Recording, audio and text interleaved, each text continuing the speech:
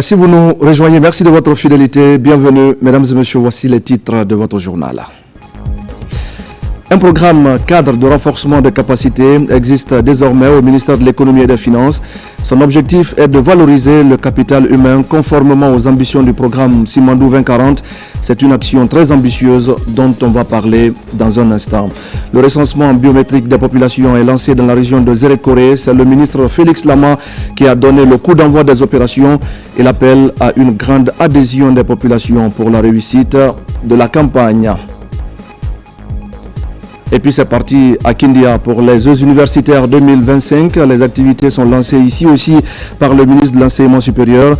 Une semaine de compétition pour promouvoir l'excellence académique et la solidarité entre les étudiants de notre pays.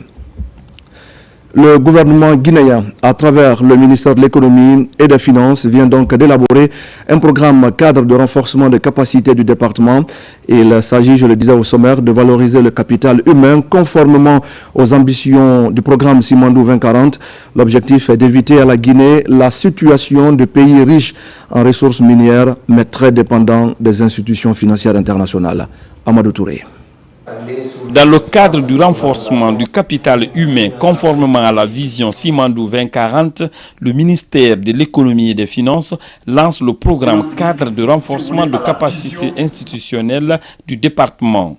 Une initiative appuyée par le programme des Nations Unies pour le développement PNUD. Objectif, renforcer la gestion des finances publiques dans le but de garantir une gouvernance efficace et transparente. Vous voudrez aujourd'hui, à travers ce programme, effectivement, bâtir un écosystème qui intègre en fait toutes les infrastructures, de sorte que la gestion macroéconomique, la gestion des finances publiques soit effectivement arrimée, si vous voulez, à ce qui est attendu aujourd'hui des revenus du secteur minier. Il s'agit d'un programme très important qui permettra de renforcer les capacités institutionnelles, de moderniser les institutions et aussi de coordonner toutes les chaînes. Au fait, c'est nécessaire surtout pour donner un bon soubassement pour le développement de la Guinée. Ce programme de renforcement des capacités des ressources humaines rime avec la volonté des autorités de la transition à éviter à la Guinée le spectre de la malédiction des ressources naturelles à laquelle nombreux pays riches en ressources minières ont été victimes. Nous sommes en train de bâtir des schémas de développement et qui vont s'appuyer sur la projection des ressources que nous allons encaisser. Et la projection fait un encaissement annuel de près de 2 milliards de revenus fiscaux, chose qui est très importante. 25% des recettes sont supposées aller à Simandou Academy. 5% de recettes également au système éducatif. Il faut que nous ayons des compétences exceptionnelles dans des domaines pointus. Cette initiative, au-delà des capacités citées, va permettre à la Guinée de mobiliser plus de ressources et de rendre efficace le système de mobilisation et de sécurisation des ressources internes face au risque de déperdition. Et puis un important pari est en train d'être gagné en faveur de l'humanisation des prisons en Guinée. Plus de 650 lits viennent d'être installés à la maison centrale de Conakry. La conséquence, c'est que désormais, aucun détenu ne va se coucher à même le sol. Une initiative de gouvernement qui vise à garantir le respect des droits des prisonniers avec à la clé la promotion de meilleures conditions de détention. Abakar Ami Kamara et Tcherno Younoussaba. C'est une visite pleine de sens pour les détenus de la maison centrale de Conakry. Le ministre de la Justice vient s'assurer de l'effectivité de l'installation des lits dans les 2 nouveaux bâtiments récemment construits. À ce jour, 165 lits sont installés dans le bâtiment A pour 450 détenus. Dans cet autre bâtiment, 89 lits sont aménagés. Au total, plus de 600 nouvelles places sont créées à la maison centrale de Conakry. Les lits sont entièrement installés, bien équipés. Nous avions annoncé la commande portant sur 3000 lits. Ce n'est qu'une infime partie qui est installée à Conakry. Koya également aura... L'installation est en train d'être effectuée à Koya. Avec ces commodités donc, la Guinée honore son engagement dans l'humanisation des prisons. Pour celui qui connaît l'histoire de la maison centrale de Corentin, ces lieux ont été construits en 1932 pour une population carcérale de 300 personnes. Ce qui est compréhensible parce qu'à l'époque, la démographie actuelle était inimaginable. La ville a grandi, la population s'est développée, mais ce lieu était toujours resté intact. La conséquence fâcheuse était une surpopulation carcérale, des conditions de vie extrêmement difficiles, et lorsqu'une épidémie est déclarée, c'est la contamination à outrance, suivie des décès de nos détenus. C'est tout cela que nous voulons changer. Avec la vision du président de la République, cela est l'accompagnement politique dont il fait montre à toutes les étapes de l'évolution de notre pays. L'installation des lits dans le milieu carcéral va se poursuivre dans toutes les maisons d'arrêt du pays. L'objectif est d'améliorer les conditions de vie des détenus, toute une avancée dans le respect des droits de l'homme en Guinée. Dans l'actualité encore, à Kankan, vers le lancement des travaux du futur hôpital régional à caractère universitaire, il sera implanté à Foussé, un district de la commune rurale de Carfamoria. Pour viabiliser le site, une équipe était sur le terrain composée des agents de l'habitat, du ministère de la Santé et ceux du bureau du suivi des priorités présidentielles. Seconde étape, le terrassement du domaine de 7 hectares pour faire de ce projet présidentiel une réalité à Kankan. Diamo Kaba est notre correspondant sur place. À la périphérie de Kankan, le district de Foussé, choisi pour abriter le futur hôpital régional de Kankan. Ce projet hospitalier à caractère universitaire sera bâti sur une superficie de 7 hectares.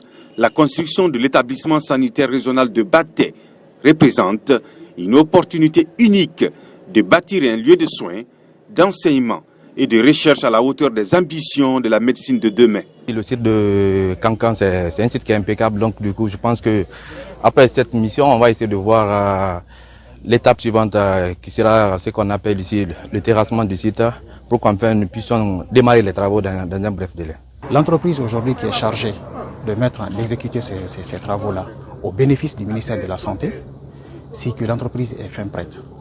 Et dans les jours à venir, vu que ce projet n'est pas anodin, c'est un projet placé sur les priorités présidentielles, nous espérons que les choses seront débloquées et très rapidement, d'ici la prochaine visite, que vraiment ce bijou sortira de terre. Très favorable au bien-être des populations, cette contribution significative du général Mamadi Doumbouya mobilise les acteurs sur le terrain pour exposer les grands enjeux de ce projet présidentiel avant le lancement officiel des travaux.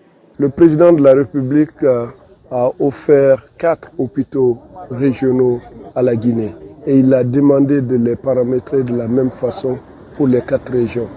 Le travail a été entamé pour Kindia, Labé.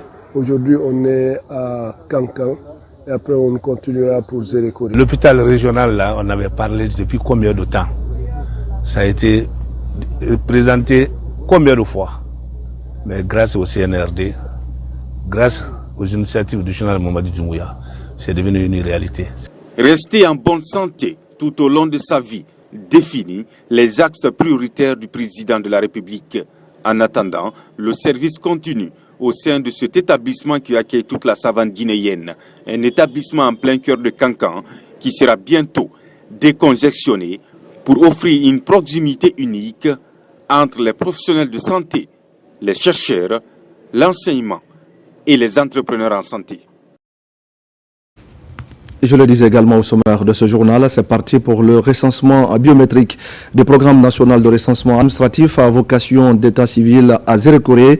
Et c'est le ministre de l'Agriculture qui a lancé les opérations dans le quartier commercial au centre-ville. Félix Lama invite les citoyens à se faire recenser pour pouvoir jouir pleinement de leurs droits civiques. Mohamed Saliou Paya. Après la réunion préparatoire avec toutes les couches sociales de Zali, le ministre de l'Agriculture et de l'Élevage lance les opérations dans la région forestière. Invite est faite pour une mobilisation massive autour de ce recensement 2025. C'est au quartier commercial que le ministre Félix Lama, en compagnie des autorités régionales, préfectorales et communales, des notabilités et populations, s'est acquitté de son devoir citoyen. C'est un acte citoyen que je viens d'accomplir ici à Zérékoré dans le quartier commercial en me faisant enrôler afin que je puisse bénéficier d'une identité physique, mais également que je puisse figurer sur la liste électorale qui sera issue de ces recensements. J'invite donc toute la population de Zérékoré à sortir massivement pour se faire recenser, pour se faire enrôler. Pour ce recensement, on a besoin de 3 documents essentiels. Nous avons besoin soit de l'extrait de naissance, qu'il soit classique ou bien biométrique, ou un jugement supplétif avec transcription, ou un certificat de nationalité. Pour ceux qui n'ont pas d'extrait, qui n'ont pas d'acte de naissance, qui n'ont pas de jugement, qui n'ont pas de certificat de nationalité, passent au niveau des fiches d'identification des personnes sans acte. Les superviseurs communaux vont récupérer avec eux, vont essayer de déposer au niveau de la justice. La transcription se fera au niveau des communes. Pour l'inclusivité des opérations, les autorités locales sont engagées à mobiliser les citoyens à se faire recenser. Nous, on va continuer à dire à tous les agents, à tous ceux qui sont impliqués dans ce processus de recensement, la presse, publique, privée, même les crieurs publics, ils sont concernés pour la mobilisation. Le ministre de l'Agriculture et de l'Élevage a visité quelques carles installés dans les différents quartiers où quelques citoyens se sont déjà fait recenser. J'étais la première personne à être enrôlée dans ce quartier. Tout s'était très bien passé par la grâce de Dieu. Pour l'accomplissement de ce devoir citoyen, 526 carles sont déployés dans la région de Zérékoré, dont 98 dans la commune urbaine, et 526 agents assureront le bon déroulement des opérations de ce recensement biométrique. Remise officielle d'une route communautaire de 6 km à Tormelin, c'est une sous-préfecture de Fria, une action de désenclavement qui soulage les populations souvent confrontées à des difficultés de mobilité et d'autres désagréments causés par des accidents de circulation. On fait le point avec Nabilaï Moussa Kamara. C'est le soulagement pour les populations de Tormelin, plus précisément celles de Oulunkobi et des villages environnants. Des localités qui sont désenclavées par cette route communautaire de plus de 6 km réalisée par la société Top Guinée Mining. Une façon pour cette entité de remplir sa responsabilité sociétale envers les localités impactées. Il y a des centaines de camions qui roulent tous les jours sur la route minière. Donc vivre avec les personnes aussi sur la route, c'est un dégât, c'est un risque. Également le côté économique, puisque les communautés, la plupart d'entre elles, c'est des paysans qui font l'agriculture, qui font des activités lucratives. Il faut faire les échanges entre le centre urbain et les villages. Reliant le district de Oulunkobi au secteur de Baladougou, cette route communautaire va contribuer à réduire les accidents de la circulation entre les villages. La réhabilitation de cette route s'inscrit en droite ligne de notre politique globale de développement communautaire. Elle vient résoudre des questions à plusieurs enjeux. L'enjeu sécuritaire, l'enjeu économique, l'enjeu du développement local à travers la construction des infrastructures socio-économiques de base et l'enjeu social. Le désenclavement de ce corridor très fréquenté est le fruit de la main tendue des autorités préfectorales de Fria. La route minière, elle est faite pour transporter la bauxite. Elle n'est pas faite pour être empruntée par les communautés. Mais les communautés ne peuvent pas laisser cette route tranquille si elles n'ont pas leur propre route. C'est ce qui a poussé les autorités à organiser ces séances de travail et des recommandations ont été formulées. Monsieur le préfet, votre implication personnelle dans la résolution des conflits, la sensibilisation des partenaires miniers et les populations des zones minières de notre localité a redonné de l'espoir, car nous en vivons aujourd'hui avec beaucoup de satisfaction qui s'explique par la construction de plusieurs forages, la réhabilitation de certaines pistes rurales, l'octroi des contrats communautaires, la création des emplois directs et indirects, assistance aux impactés lors des fêtes religieuses. En plus de cette route communautaire, un ouvrage de franchissement sera aussi mis à la disposition des populations. Dans le plan d'action de la société Top Guinée Mining, Des forages sont aussi prévus pour les villages. Lutter contre la pauvreté dans sa zone d'exploitation minière, voilà l'objectif de la société AGB2A. Elle accompagne 3 groupements de femmes à travers la formation sur la gestion de projets, l'octroi des agréments et des chèques symboliques pour 3 groupements d'intérêt économique de Bofa. Abakar Junior Kamara. Les 3 groupements de femmes bénéficiaires de l'agrément du groupement d'intérêt économique sont de Ganganta, Dotere et Sumbouyadi dans la préfecture de Bofa. Ils reçoivent 3 chèques pour financer leurs projets générateurs de revenus. Ils bénéficient de la générosité de la société minière AGB2A qui inscrit l'autonomisation des femmes des communautés impactées dans les priorités de leurs responsabilités sociétales. On a beaucoup souffert, mais depuis l'arrivée de cette société, elle nous a beaucoup aidés dans l'éducation pour les fourrages. Et aujourd'hui, elle nous donne les chèques de 20 millions par groupement pour financer nos projets. Nous les remercions. Les 14 districts qui sont au compte de Tamita, vraiment, ils ont contribué pour l'avenir de Tamita. Et en plus de ça, Sumbouyadi n'avait pas de morgue à la mosquée. Et AGB2A est venu, ils ont construit. Et Bassia aussi n'avait pas de poste de santé. AGB2A est venu, le poste de santé était dans l'agonie. Ils sont venus, ils ont contribué, ils ont mis un poste de santé en place. Cette mobilisation des femmes bénéficiaires démontre leur reconnaissance à la société qui n'a jamais cessé de les appuyer dans la réalisation de leurs activités génératrices de revenus. Ce geste s'inscrit en droite ligne de notre programme de développement communautaire.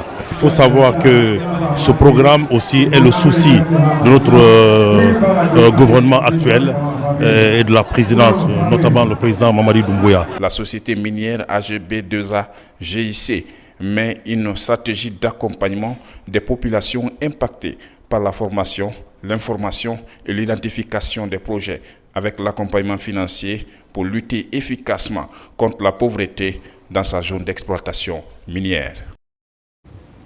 Dans l'actualité encore, l'Observatoire de la démocratie, des élections et la bonne gouvernance est une organisation de la société civile des jeunes Africains vivant en France. La structure vient de décerner une distinction honorifique au président de la République général Mamadi Doumbouya. C'est pour ces différentes initiatives en faveur de la bonne gouvernance. L'ambassade de la Guinée en France a abrité la cérémonie de cette remise. Mohamed Souma et Amadou Touré pour des explications. Pour toutes les réformes engagées depuis le 5 septembre 2021 en matière de justice, de bonne gouvernance et autres actions de développement en faveur des communautés, le général d'armée Mamadi Doumbouya est reconnu à l'international. Ici, à Paris, une distinction honorifique lui est décernée par l'Observatoire de la démocratie, des élections et de la bonne gouvernance ODEGA. Et c'est l'ambassadeur de la Guinée en France, Senkou Silla, qui a reçu le prix au nom du chef de l'État. L'histoire retiendra que c'est sous l'initiative de son excellence général Mamadou Doumbouya que la Guinée a su tracer un chemin de gouvernance fondé sur des principes solides, inspirés des 12 principes de la bonne gouvernance, parmi lesquels l'état de droit, la justice équitable, la transparence et la lutte contre la corruption, l'inclusion et la participation citoyenne, l'efficacité des institutions publiques, le respect des droits et libertés fondamentales. Le label africain de l'excellence et de la bonne gouvernance est la distinction décernée au chef de l'État guinéen. Un immense honneur, selon la représentation diplomatique de la Guinée en France. Nous vous rassurons que ce message et cette haute distinction seront transmis à son très haut destinataire. Mais il y a surtout le pharaonique programme de Simandou 2040. Une vision qui relève de la haute clairvoyance présidentielle, un programme socio-économique complet et détaillé qui devra permettre à la Guinée de connaître une transformation de ses structures économiques pour les 15 premières années. En tant que structure de la société civile, l'ODEGA fonctionne comme un dispositif de coordination des connaissances, du suivi et de plaidoyer en matière de gouvernance et de sécurité humaine. Et pendant ce temps, ici en Guinée, c'est la mairie de Kissidougou qui vient de présenter son budget exercice 2025 aux citoyens. L'objectif recherché est de faire de la fiscalité locale un levier de développement et de justice sociale. Durant cette rencontre, les participants ont promis de conjuguer les efforts pour bâtir une commune forte et tournée vers l'avenir. Ibrahima Willem Fofana. Booster le développement communautaire le plus rapidement possible. Un pari à gagner pour les autorités locales de Kissidougou. Au cœur des priorités de la mairie, la mobilisation des ressources locales. Pour ainsi impulser cette dynamique au cours de ce conseil communal, un budget de plus de 4 milliards 700 millions est présenté pour l'exercice 2025. Le budget citoyen vous sera présenté en un langage plus simple et accessible, permettant ainsi aux citoyens et citoyennes d'être mobilisés et des infrastructures qui seront réalisées par la commune dans le budget exercice 2025. D'où l'intérêt est pour vous, les citoyens, de contribuer à son exécution en payant sans contrainte ses impôts et taxes. Durant toute cette journée de présentation du budget communal, les citoyens présents à la rencontre sont édifiés sur la gestion budgétaire et la planification des projets à travers des documents. L'initiative est appréciée par les partenaires. Le budget 2025 présenté aujourd'hui est un document simplifié, accessible, conçu pour être compris par tous. Il permet à chaque citoyen, à chaque organisation de la société civile, à chaque partenaire de suivre les priorités de la commune, de participer aux décisions et d'exiger des comptes sur l'utilisation des ressources publiques. Puisque c'est un devoir sacré qu'on ne doit pas manquer par rapport à la redevabilité. Avec ce montant de plus de 4 milliards 700 millions, il est prévu de faire beaucoup d'investissements dans plusieurs infrastructures sociales de base. Ce budget prévoit également des équipements de travail afin de renforcer les capacités opérationnelles de la mairie de Kissidougou. Au même moment, le ministère des Affaires étrangères et la Commission de la francophonie clôturent le concours sur la promotion de la langue française. Les lauréats ont été récompensés par des prix qui sont constitués d'outils d'écoliers et d'enveloppes symboliques. Plusieurs activités culturelles sont organisées pour encourager les apprenants à faire de la langue française un outil de promotion de la diversité culturelle et des valeurs sociales dans le monde. Nabila Moussa Kamara et Moussa Bangoura. Le ministère des Affaires étrangères est en synergie d'action avec la Commission de la francophonie pour célébrer la 15e de la francophonie. Cette rencontre marque la clôture du concours sur la promotion de la langue française ProLAF. Cette première édition a pour thème « Je médique donc j'agis ».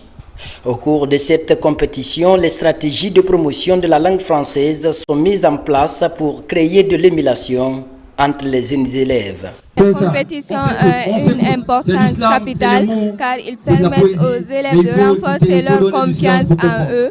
Ils permettent aussi de découvrir de mieux la langue française. Je voudrais dire aux autres que tout le monde peut faire ce qu'on a fait ici, qu'il faut juste croire en soi. À ce rendez-vous, plusieurs cadres du ministère des Affaires étrangères ainsi que ceux des ministères sectoriels ont rehaussé de leur présence pour encourager la mise en pratique la politique de promotion de la langue française. La ProLAF est une activité phare qui laisse aux jeunes la possibilité d'imaginer et de bâtir un monde meilleur avec une langue commune qui est le français. Les objectifs visés par ce concours sont entre autres développer chez les enfants l'esprit de créativité à partir des mots, renforcer leur capacité rédactionnelle en français, permettre aux jeunes élèves de montrer à la communauté éducative leurs talents, leur degré de connaissance et de remaniement de la langue française. Pour encourager ces jeunes élèves, les lauréats à ce concours sont récompensés à travers des prix. Des activités culturelles ont couronné cette compétition. Lancement à la mairie de Ratoma des activités de la brigade de salubrité publique. Cette brigade a pour rôle de sensibiliser et de sanctionner des actes inciviques dans les quartiers en matière d'insalubrité. C'est pour éviter les maladies liées à l'insalubrité, surtout à l'approche des grandes pluies. Moussa Bangoura.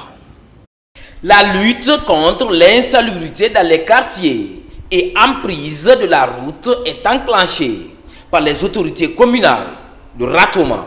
Ici à la mairie, les activités de la brigade de salubrité publique ont été lancées. Ces agents ont pour rôle de sensibiliser, mais également verbaliser les actes inciviques, notamment le jet des ordures sur la chaussée. Du suivi et ce contrôle de proximité sera désormais assuré par la brigade de salubrité publique. Ne soyez pas étonnés que si la brigade vous interpellait, même sur votre propre comportement par rapport à l'insalubrité. Pour mener à bien cette mission d'utilité publique sur le terrain, les responsables des services de défense et de sécurité sont mobilisés pour prodiguer de sages conseils. En tant qu'autorité de la commune, nous sommes prêts à les accompagner dans leurs activités. Il ne faut pas qu'il y ait faillite. Désormais, les quartiers doivent être propres. Là-dessus, invite est faite aux citoyens à s'abonner au PME du ramassage d'ordures. Merci à Moussa Bangora. L'actualité nous amène également ce soir au port artisanal de Kamsar, un endroit convoité à cause de ses activités commerciales des produits de la mer. Là-bas, vous allez le voir tout à l'heure, les mareyeuses s'activent tous les jours pour approvisionner les grands marchés en poissons. Une activité génératrice de revenus qui leur permet d'assurer surtout leur autonomisation. Younoussa Tawel Kamara, Bintou Touré et Mohamed Mara. Le port artisanal de Kamsar, communément appelé port Néné ou encore le nouveau port, est l'un des débarcadères les plus réputés dans le commerce des produits halieutiques dans la région administrative de Boké. Des activités souvent variées et diversifiées y sont menées par des pêcheurs, transporteurs et mareyeuses sous l'œil vigilant de la gendarmerie maritime et de l'agence de la navigation maritime, ANAMA. Nous sommes contents de l'appui du président de la République qui nous assiste dans nos activités. Avant, on rencontrait assez de difficultés, notamment le transport de poissons vers les grands marchés du pays. Mais actuellement, Dieu merci, grâce au chef de l'État, le président Mamadi Doumbouya. Les grands marchés de la Guinée et certains pays voisins sont régulièrement approvisionnés en poissons frais et fumés par les mareyeuses du débarcadère de Kamsar. Elles bénéficient de l'appui matériel et financier du chef de l'État, le général président Mamadi Doumbouya.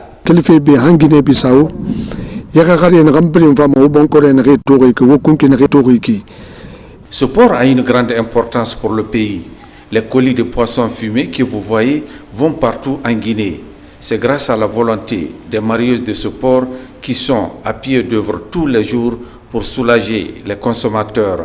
Au niveau de la mer, nous nous réjouissons beaucoup depuis l'arrivée des nouvelles autorités parce que les accidents sont minimes compte tenu de ce que notre direction apporte en matériel. À quelques semaines de grandes pluies, la direction régionale de l'ANAM de Boké envisage des mesures de sécurité comme la distribution des gilets de sauvetage en vue de minimiser des accidents éventuels en mer. Et on va parler maintenant de la production du soja. Cette céréale peut bien réussir dans notre pays et sa production connaît une certaine croissance. Des champions agriculteurs de plusieurs préfectures viennent même de boucler une formation axée sur la façon de booster leur rendement. Il s'agit, en termes clairs, de leur apprendre comment cultiver le soja, qu'est-ce qu'il faut faire, qu'est-ce qu'il ne faut pas faire. De retour de Mamou, voici les explications de Mamadou Alpha Baldé. Après les plaines de Mafreya, la production du soja s'exporte à travers le pays. Culture d'avenir, des producteurs venus d'une dizaine de préfectures se réunissent à Mamou. Ils sont formés aux différentes étapes de production, les techniques culturelles et les contraintes à tous les niveaux. Et nous, on attendait les soja, on voyait l'huile de soja. S'il y a l'initiative aujourd'hui qui est venue en Guinée, pour nous les producteurs qui sont sur le terrain pour faire valoriser cette culture en Guinée, ça vraiment c'est un sentiment de joie. On attend aussi au sortir de cette formation que nous soyons outillés par rapport aux techniques culturelles des soja. Nous devons inviter les apprenants de cette formation de s'engager et d'être l'ambassadeur de leur préfecture. Ici, les avantages liés à la production sont largement partagés. Aujourd'hui, un projet dénommé Telibio promet même de racheter l'ensemble du soja produit partout dans le pays. Au Togo, au Bénin, c'est tellement consommé, ils en produisent assez, ils exportent même, ça crée de l'emploi au niveau local. Et nous, en Guinée, on a plusieurs terres productives, on a beaucoup de terres arabes qui sont là, qui chôment dans certains domaines. Donc on encourage non seulement les producteurs à continuer ce qu'ils faisaient, comme la production du maïs, du fonio, mais à s'intéresser également au soja. Le producteur n'a même pas à se casser la tête. Le projet est là pour tout racheter. Et c'est ça qui fait la spécificité du projet Téli. Nous, on n'a pas de limite. On vise dans les 5 000 hectares. Mais pour cette première année, si on arrive à faire 500 hectares avec des producteurs qui sont impliqués dans la production biologique, on serait satisfait. La culture du soja fait déjà du chemin en Guinée.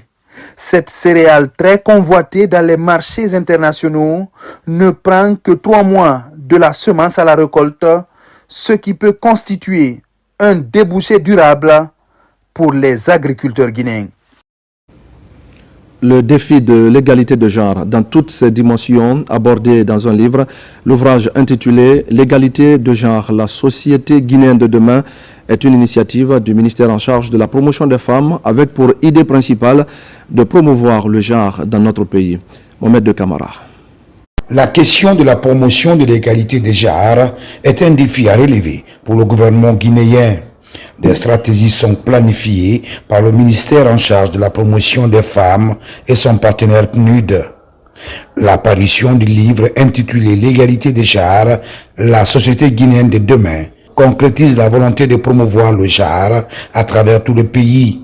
C'est pourquoi ce livre aborde le défi de l'égalité des genres dans toutes ses dimensions. Voilà un livre écrit par nos experts qui documente notre expérience, qui va aussi inspirer d'autres pays, pas seulement la Guinée, mais d'autres pays qui aussi sont dans ce processus d'intégration des droits dans le développement pour avoir un développement équilibré. Le livre sur le genre est conjointement initié et édité par le ministère de la Promotion féminine, de l'enfance et des personnes vulnérables et le Programme des Nations Unies pour le développement. Je remercie le Programme des Nations Unies pour le développement pour son soutien constant. C'est un partenariat solide, fondé sur des valeurs partagées qui nous aident à progresser de manière concrète. Ce livre nous conforte dans la voie que nous avons choisie et nous pousse à aller plus loin, à faire mieux et surtout à ne jamais relâcher nos efforts. C'est une belle responsabilité que vous me confiez aujourd'hui et je la reçois avec humilité et détermination. La vulgarisation de ce document précieux va s'opérer dans les jours à venir, notamment au cours du rendez-vous des 72 heures du livre prévu pour bientôt à Conakry. Et voilà qui nous amène à cette autre question. Comment favoriser l'autonomisation économique des femmes afin qu'elles contribuent efficacement à leur propre épanouissement? La direction des KEF mène des réflexions dans ce sens. Une rencontre avec les partenaires a permis à la direction de réaffirmer son engagement en faveur de la promotion des droits de la femme. Sona Sagno. Comment favoriser l'autonomisation économique des femmes afin qu'elles contribuent à leur épanouissement et au développement du pays? Tel est l'objectif de cette rencontre. Ce projet émane d'une réflexion collective entre la direction de la KF et de Sounou Assurance. La stratégie consiste à informer et à sensibiliser les apprenantes des KF. Au niveau du ministère de la promotion féminine, à travers les KF, pour former les filles et les femmes à des filières. Donc c'est une aubaine pour nous les femmes de Guinée à voir nos filles qui n'ont pas eu la chance d'aller à l'école. Cette année, la première action au sein des KF, donc c'est une action de mentoring. Nous avons la chance d'être accompagnés par 5 dames exceptionnelles au parcours inspirant et qui sont venues aujourd'hui partager avec ces jeunes filles et ces jeunes femmes dans le KF de Cameroun leur expérience, leur expertise pour aider ces femmes également à se construire. Ce projet marque une étape importante dans la promotion promotion des droits des femmes et leur intégration dans tous les aspects de la société. Tout au long de cette journée, ces femmes inspirantes ont partagé leur expérience et leurs perspectives avec les apprenantes des CAEF. Moi, j'appelle à toutes les femmes qui sont à la maison, qui ne font rien, pour ne pas que tu pars au marché, revendre quelque chose. Tu ne peux pas gagner beaucoup de revenus, mais si tu apprends un métier qui est comme la couture, la coiffure, tu peux gagner quelque chose. Qui dit autonomisation dit se prendre en charge. Nos filles prendront conscience, je leur fais appel d'apprendre le métier ou aller à l'école, apprendre quelque chose pour leur devenir. Les centres d'autonomisation et d'entrepreneuriat féminin restent un cadre idéal pour les filles et femmes à se positionner vis-à-vis des défis qui pourraient s'imposer à elles dans la vie courante. À Conakry, le premier forum de l'emploi a regroupé plusieurs étudiants diplômés et les entreprises locales. C'est une initiative ambitieuse qui vise à contribuer à l'employabilité des jeunes étudiants pour le développement socio-économique en Guinée. Ces participants ont été outillés en techniques fiables pour qu'ils soient compétitifs sur le marché de l'emploi. Mamadou Saliouba. L'approche innovante axée sur l'employabilité des jeunes étudiants prend forme dans le pays. Le tout premier forum de l'emploi est lancé dans ce sens. Il vise à établir une passerelle entre le milieu estudiantin et celui socio-professionnel. Une tribune d'échange d'idées entre les étudiants et les entreprises locales. Les entretiens devraient contribuer à promouvoir l'employabilité des jeunes étudiants et diplômés. Nous avons créé énormément de partenariats avec le milieu socio-professionnel afin de faciliter l'employabilité de nos étudiants. C'est ce que nous appelons aujourd'hui dans notre jargon le top management. L'université, ce n'est pas seulement la formation, mais c'est de créer un résultat sérieux pour permettre aux étudiants, n'est-ce pas, d'être compétitifs sur le marché de l'emploi. Il faut les former dans les entretiens d'embauche, comment préparer un CV, comment réussir son entretien dans les entreprises. L'année dernière, nous avons fait la même chose. Et ça a marché. Nous avons pu employer près de 600 jeunes qui sont aujourd'hui dans les entreprises. Dans cette salle, plusieurs matières en rapport avec l'employabilité et la concurrence sur le marché de l'emploi sont déroulées. Ces experts en marketing et entrepreneuriat explicitent les opportunités d'emploi dans les secteurs d'activité, notamment celui minier. Dans le cycle ingénieur de la 3e en 5e année, nos étudiants font plus de 4 types de stages, dont les stages de visite-études de terrain, deuxièmement des stages de recherche, troisièmement des stages ouvriers, comment s'adapter au système dans les mines, et quatrièmement les stages de performance, comment assister à des montages de nouveaux projets pour élargir, pour conduire la Guinée à l'innovation.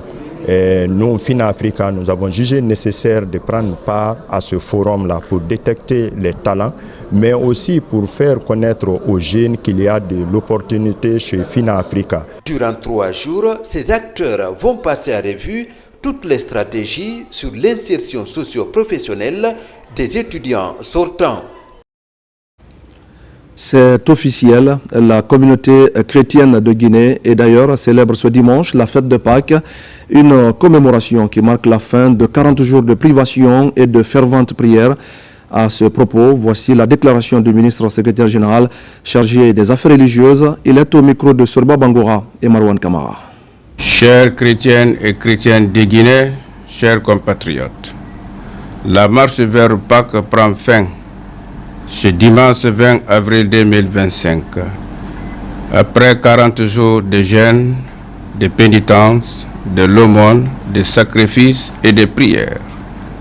À cette occasion salutatrice, j'ai l'honneur au nom de son Excellence, Monsieur le Président de la République, chef de l'État, chef suprême des armées, le général d'armée Mamadi Doumbouya, et celui du Premier ministre chef du gouvernement, M. Amadou Riba, souhaiter bonne fête de Pâques à tous les chrétiens du monde en général et en particulier à ceux de la Guinée.